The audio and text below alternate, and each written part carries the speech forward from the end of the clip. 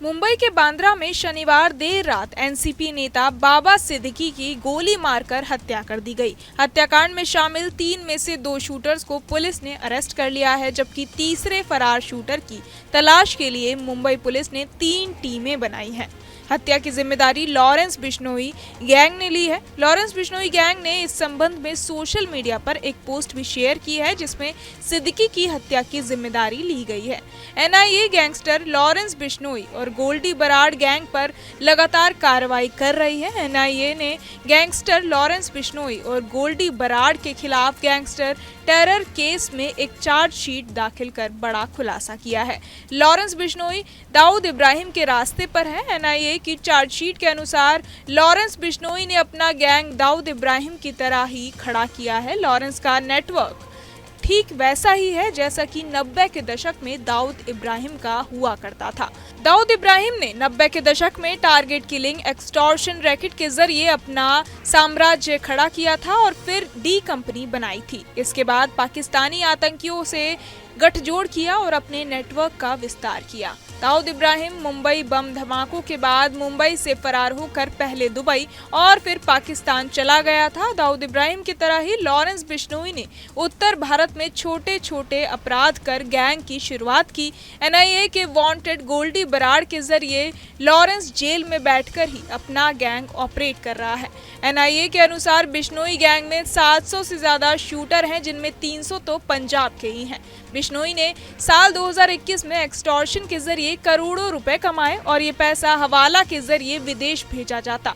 Lawrence Bishnoi gang अब तक Punjabi singer Sidhu Moosewala, करनी सेना के अध्यक्ष सुखदेव सिंह गोगामेडी, राजस्थान के गैंगस्टर राजू ठेहट और एनसीपी नेता बाबा सिद्दीकी की हत्या करवा चुका है। इसके अलावा अभिनेता सलमान खान को भी लॉरेंस जान से मारने की धमकी दे चुका है। वहीं कई पंजाबी सिंगर को भी एक्सटॉर्शन मनी के लिए जान से मारने की धमकी दे चुका है। 13 अक्टूबर की सुबह बाबा सिद्दीकी के पार्थिव शरीर को कपूर अस्पताल पोस्टमार्टम के लिए ले जाया गया। आपको बता दें कि केवल राजनीति ही नहीं बल्कि बॉलीवुड जगत में भी बाबा सिद्दीकी काफी मशहूर थे। बाबा सिद्दीकी ने ही सलमान खान और शाहरुख खान के बीच सुलह कराई थी। इस वजह से उनका इस तरह से जाना राजनीति के लिए ही नहीं बल्कि बॉलीवुड के लिए भी बड़ी क्षति है। मीडिया रिपोर्ट्स के मुताबिक बाबा सिद्दीकी की हत्या के लिए 9mm पिस्टल एक प्रतिबंधित हथियार है, जो सिर्फ पुलिस फोर्स और आर्मी के जवान ही अपने पास रख सकते हैं।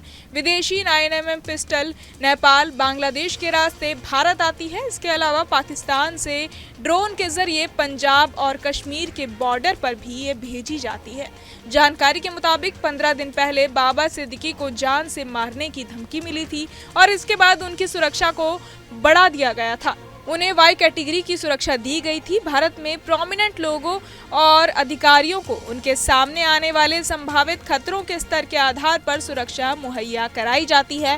बाबा सिद्दीकी को गोली मारने वाले शूटर्स में से एक की मां का बयान सामने आया है। चलिए आपको सुनाते हैं क्या बोली आरोपी की मां। क्या नाम है आपका? सुमन।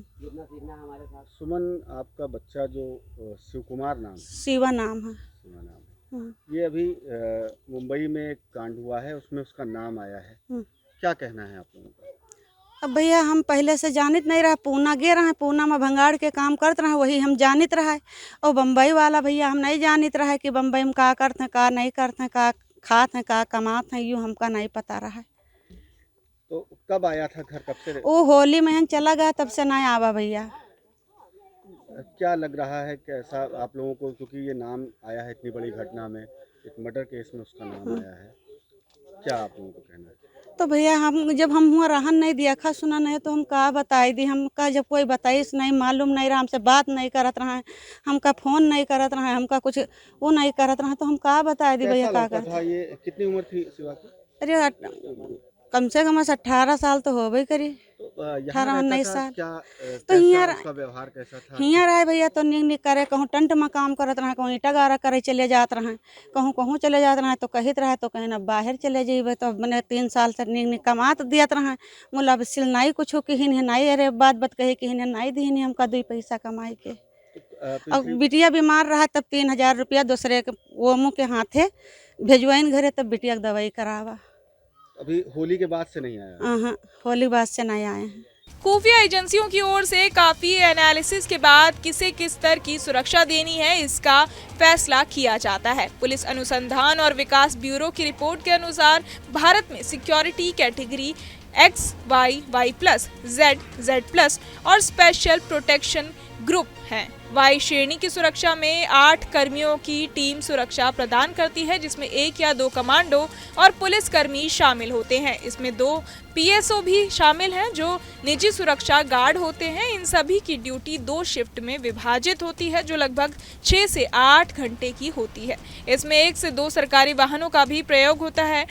वाई सिक्योरिटी सुरक्षा का चौथा स्तर है जिसके लिए केंद्र सरकार अपनी जेब से भुगतान करती है। इसमें करीब 12 लाख रुपए हर महीने खर्च होता है। बहरहाल इस पूरी खबर को सुनकर आप क्या कुछ सोचते हैं हमें कमेंट बॉक्स में जरूर बताएं और बाकी तमाम खबरों के लिए सब्सक्राइब करें न्यूज नेशन। न्यूज नेशन अब व्हाट्सएप पर खबरों के ताजा अपडेट के लिए न्यूज नेशन के इस QR कोड को स्कैन करें।